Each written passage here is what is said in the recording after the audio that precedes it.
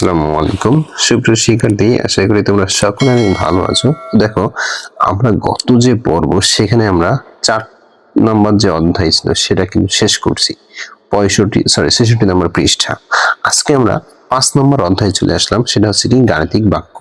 এখন এখান থেকে আমরা আসলে সমাধান করব। লক্ষ্য করি, আরো একটি কথা বলতে চাই। দেখো, যারা খুলনা শহরে টিউটর খুঁজতে থাকো 3 থেকে 10 পর্যন্ত, তাদের জন্য আমরা বলতে পারি তোমরা এই উক্ত নাম্বারে কন্ট্যাক্ট করতে পারো 01516513105। এই নাম্বারে কন্ট্যাক্ট করতে পারবো। আমরা তোমাদের 3 থেকে 10 পর্যন্ত সায়েন্স, আর্টস, কমার্স প্রত্যেকটা বিষয়ের প্রত্যেকটা গ্রুপেরই সাবজেক্ট প্রোভাইড করে থাকি। সাবজেক্ট টিচার বা টিচার প্রোভাইড করে থাকি। ঠিক আছে, ম্যাথ, ইংলিশ বলতে সবকিছু। তো তোমরা যোগাযোগ করতে পারো। এখন খেয়াল করি, দেখো গাণিতিক বাক্য। গাণিতিক বাক্যটা কি? দেখো, যে আমরা অঙ্কগুলো যে বাক্যের মধ্যে প্রকাশ করি, আমাদের যে সমাধান থাকে যে 5টা লিচু কিনলাম, 10টা লিচু কিনলাম, সেই 10টা লিচুর মূল্য কত, একটা লিচুর দাম 5 টাকা হলে 10টা লিচুর দাম কত। এই যে গাণিতিকটা, তার মানে আমি লিখতাম কি 10 গুণ 5, মানে একটা লিচুর দাম 5 টাকা হলে 10টা লিচুর দাম কত। তাহলে এই যেটা লিখতাম, তো এটাই হচ্ছে আমাদের একটি গাণিতিক বাক্য। ঠিক আছে, এবার আসি, তাহলে এখানে আসি। দেখো, গাণিতিক বাক্য এবার আমাকে জানতে হবে গাণিতিক প্রতীক কি কি। গাণিতিক প্রতীক কি কি? এখন দেখো, এখানে আমাদের কত প্রতীক দেওয়া রয়েছে, অজানা অনেক প্রতীক দেওয়া রয়েছে। তো এখান থেকে আমরা কিছু কিছু প্রতীক একটু জেনে নিই। যেমন প্রথম আসি, গাণিতিক প্রতীক বলতে বোঝানো হয় 0 থেকে 1, 2, 3 এইভাবে 9 পর্যন্ত। এবার এর মধ্যে আছে, এগুলো হচ্ছে তোমার সংখ্যা প্রতীক হিসেবে ব্যবহৃত হয়। এই যে 0 থেকে 1, 2, 3, 9 পর্যন্ত এটি সংখ্যা প্রতীক হিসেবে ব্যবহৃত হয়। এবার দেখো, যোগ, বিয়োগ, গুণ, ভাগ, এইগুলোকে বলা হয় প্রক্রিয়া প্রতীক। কি বলা হয়? প্রক্রিয়া প্রতীক। আর আসে হচ্ছে, দেখো, ছোট এই সমান চিহ্ন, সমান নয়, ছোট চিহ্ন, ছোট নয়, বড় চিহ্ন, বড় নয়, এগুলোকে বলা হয় সম্পর্ক প্রতীক।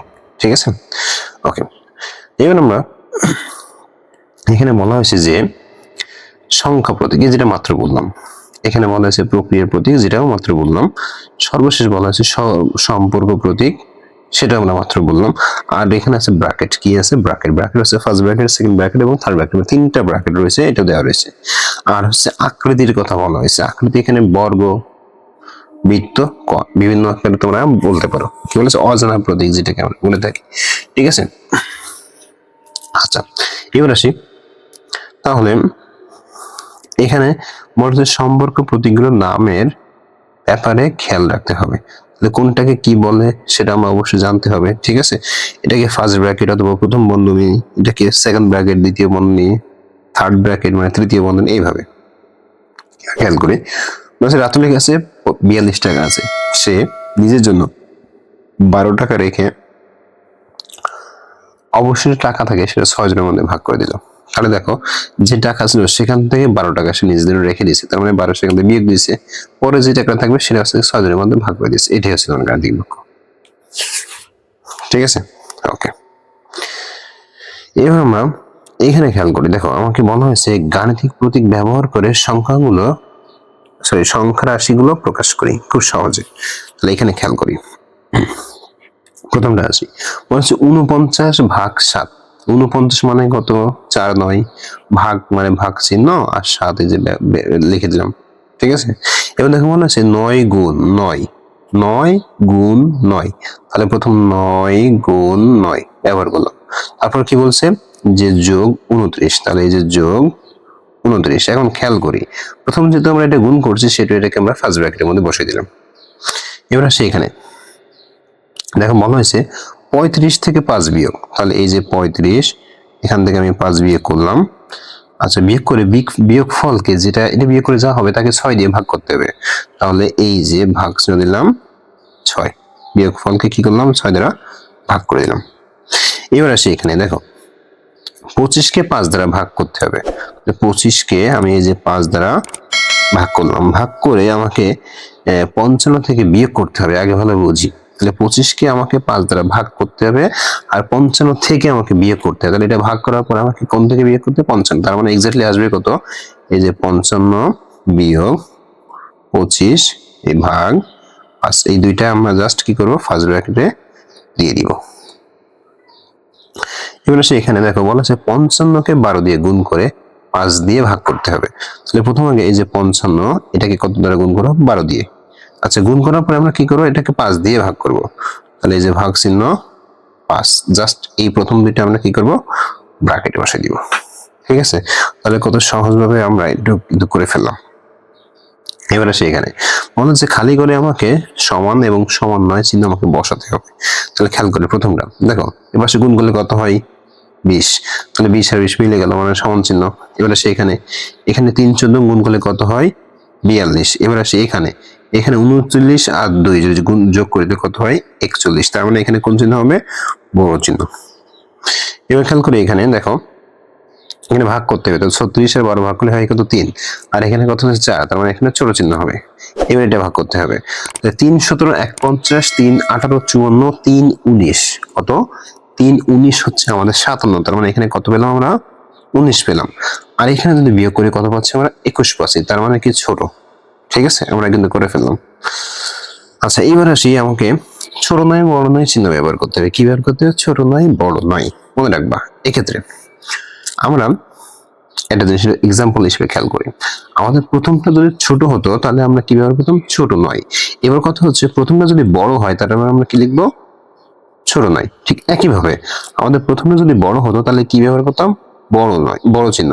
তাহলে এখন যদি আমাদের প্রথমটা বড় না হয় তাহলে কি লিখবো, বড় নয়।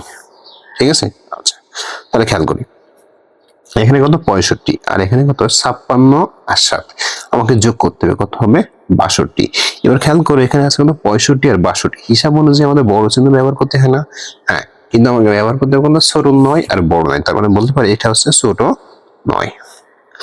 এবার আসি এখানে দেখো 5 15 কত 75, এখানে আছে কত 85, তার হিসাবে আমাদের ছোট চিহ্ন ব্যবহার করতে হয়, কিন্তু এখানে আমরা ব্যবহার করবো কোনটা, বড় নয়, তার মানে নিশ্চয়ই ছোট। আচ্ছা এবার আসি এখানে দেখো 32 আর 8 কত হয় 40, এখানে কত আছে 50, তাহলে হিসাব অনুযায়ী আমাদের ছোট ব্যবহার করতে হয়, কিন্তু আমাদের এটা ব্যবহার করা যাবে না, আমাকে ব্যবহার করতে হয় কোনটা, বড় নয়। এবার আসি এখানে এটা যদি ভাগ করি তাহলে কত হয় দেখো 4 আর 7 47 হয়, আর এখানে কত আছে 45, তার মানে হিসাবে আমাদের বড় চিহ্ন ব্যবহার করতে হয়, কিন্তু আমরা করবো কোনটা, ছোট নয়। ঠিক আছে, দেখো কত সহজভাবে কিন্তু এগুলো আমরা করে ফেললাম। এবার দেখো বর্গকে বা চতুর্ভুজকে অজানা সংখ্যা হিসেবে বিবেচনা করে বা ব্যবহার করে নিচের বাক্যগুলো প্রকাশ করি, প্রকাশ করতে হবে। এখন খেয়াল করি, বলা হয়েছে 50 থেকে কত বিয়োগ করলে বিয়োগফল হবে 35, তাহলে আমরা মনে মনে লিখবো। খেয়াল করি, এখন আমি সরাসরি কিন্তু অঙ্ক লিখে দিয়েছি, তাহলে আমরা জানি বা মনে করি লিখবো, কি মনে করি, কি লিখবো, মনে করি অজানা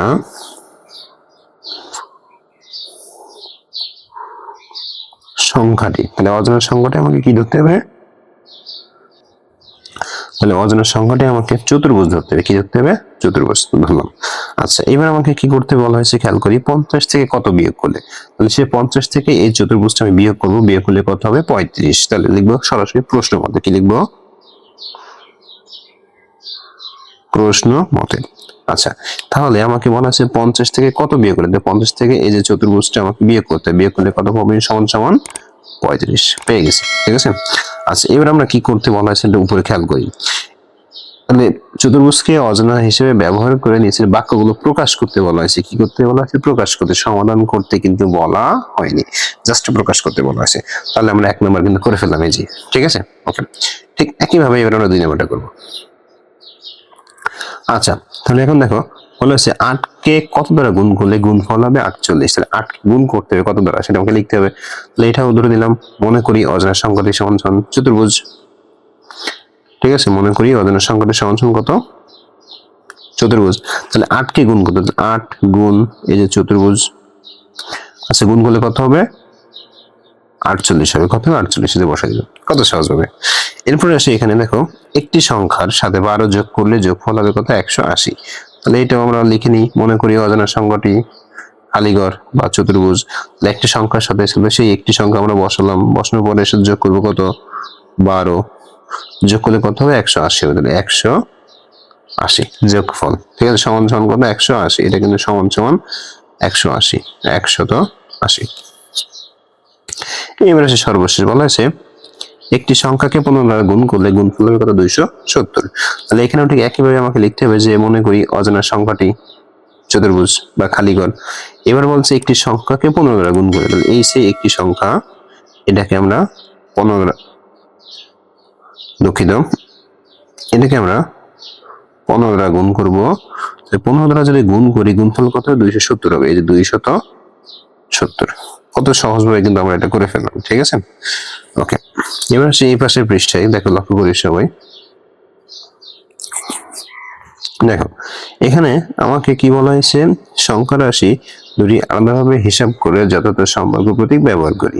তো সংখ্যাগুলো আমাকে যথাযথভাবে ব্যবহার করতে, এখন খেয়াল করি প্রথম যেটা ছিল এই যে এটা, দ্বিতীয়টা ছিল হচ্ছে এটা। এটা যদি আমরা একটু ক্যালকুলেশন করি, এখানে দেওয়া রয়েছে, আমরা ক্যালকুলেশন করি। এখান থেকে যদি 8 বিয়োগ করে থাকে কত?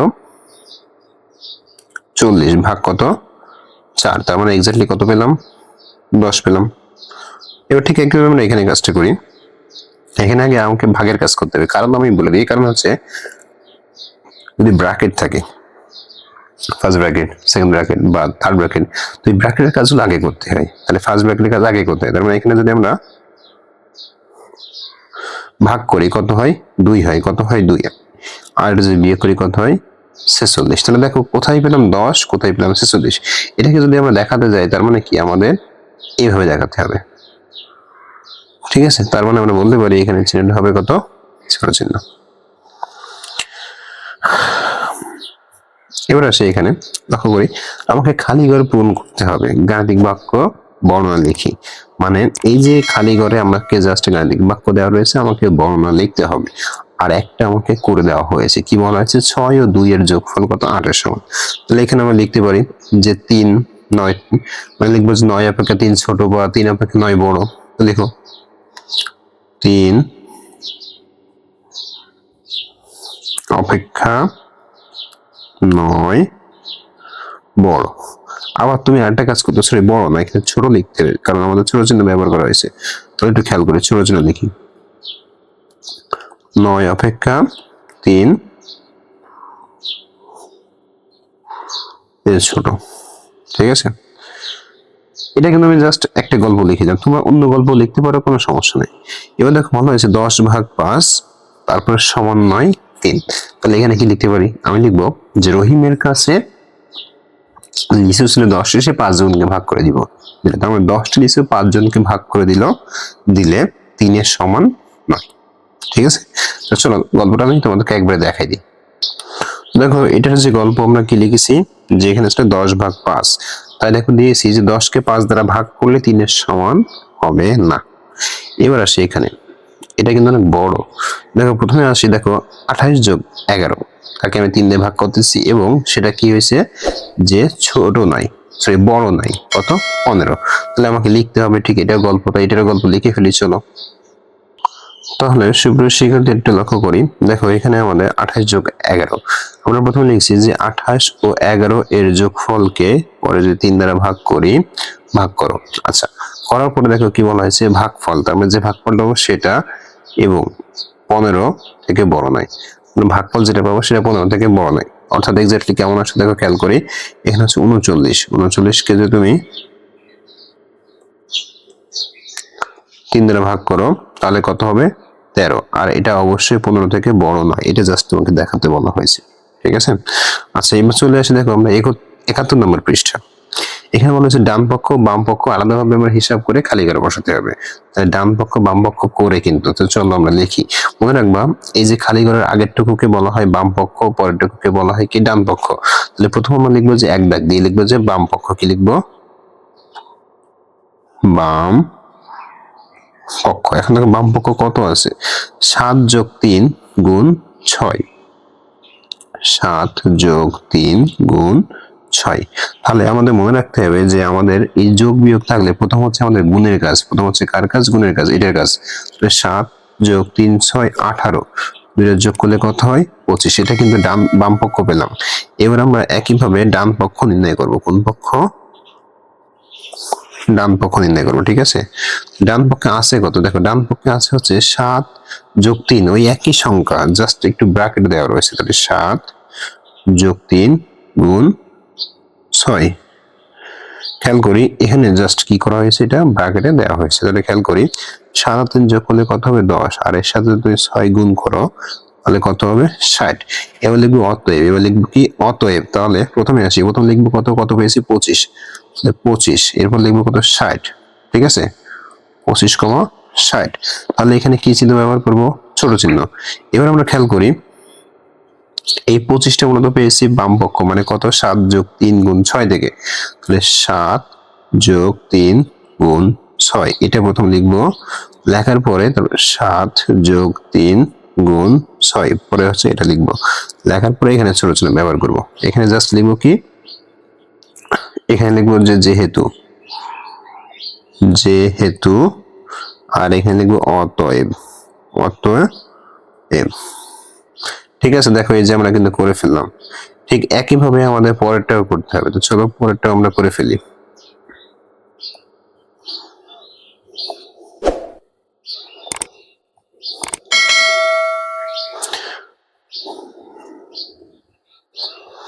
দেখো পরেরটা কি আছে, পরেরটা বাম পক্ষ আছে 52 বিয়োগ 15 যোগ 13। লেখো এই যে 52 বিয়োগ 15 যোগ 13। আচ্ছা খেয়াল করি, দেখো তাহলে এখানে আমাদের প্রথম নিয়ম হচ্ছে, খেয়াল করি প্রথম নিয়ম হচ্ছে যোগটা করা। তো যোগ কোনটা কোনটা খেয়াল করি, যোগ হচ্ছে এই যে 52 আর 13, তাহলে এই দুইটা আগে প্রথম যোগ করব, তারপরে 15 বাদ দিব। আবার যদি মনে করো আগে আমরা যেটা বিয়োগ করে পরে যোগ করবো, সেটাও সমস্যা নেই, সেটাও হবে। তো আমরা নিয়ম অনুসারে যদি করতে যাই তাহলে আগে আমরা যোগ করতে পারি।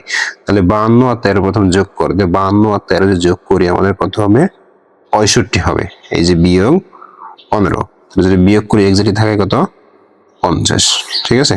এবার আমরা একইভাবে এখানকার কাজটা করব। 52 খেয়াল করো, 52 বিয়োগ কত 15 বিয়োগ 13, তাহলে এটা হচ্ছে আমাদের ডান পক্ষ, এটা হচ্ছে আমাদের কি ডান পক্ষ। তাহলে এখানে আমাকে আগে প্রথম ব্র্যাকেটের কাজ করতে হবে, বা প্রথম বন্ধনীর কাজ আগে করতে হবে। তাহলে দুইটা যদি বিয়োগ করি কত হয় 2, আর এখান থেকে যদি বিয়োগ করি কত হয় 50। তার মানে কি, এখন যেহেতু 50 আর এখানে কত 50, দুইটা কি সমান, তাহলে সমান দিয়েছি। এবার খেয়াল করি প্রথমটা কত ছিল, প্রথমটা ছিল হচ্ছে 52 বিয়োগ 15 যোগ 13। তাহলে দেখো 52 বিয়োগ 15 যোগ 13, এটা কিন্তু প্রথম যে বাম পক্ষটুকু ছিল। এবার ডান পক্ষটুকু কি আছে, 52 বিয়োগ 15 বিয়োগ 13, দেখা হচ্ছে আমাদের কোনটুকু, ডান পক্ষটুকু, ঠিক আছে। এখন জাস্ট আমরা এখানে চিহ্নটা বসাবো, কোন চিহ্ন বসাবো, সমান চিহ্ন। আমাদের কিন্তু হয়ে গেল সহজে, এই যে এখানে আমাদেরকে অলরেডি করে দেওয়া হয়েছে, আমরা কিন্তু এই অনুযায়ী আমরা কাজগুলো করতে পারি। ঠিক একইভাবে বলা হয়েছে, দেখো নিচে যে খালি করে যথাযথ সম্পর্ক প্রতীক বসাই। তো এটা করতে হলেও ঠিক একইভাবে আমাকে বাম পক্ষ ডান পক্ষ দিয়ে দিয়ে কাজগুলো করতে হবে। তো চলো এটাও আমরা করে ফেলি এই একইভাবে, হুবহু যে নিয়মে মাত্র করে আসলাম ঠিক সেই নিয়মে।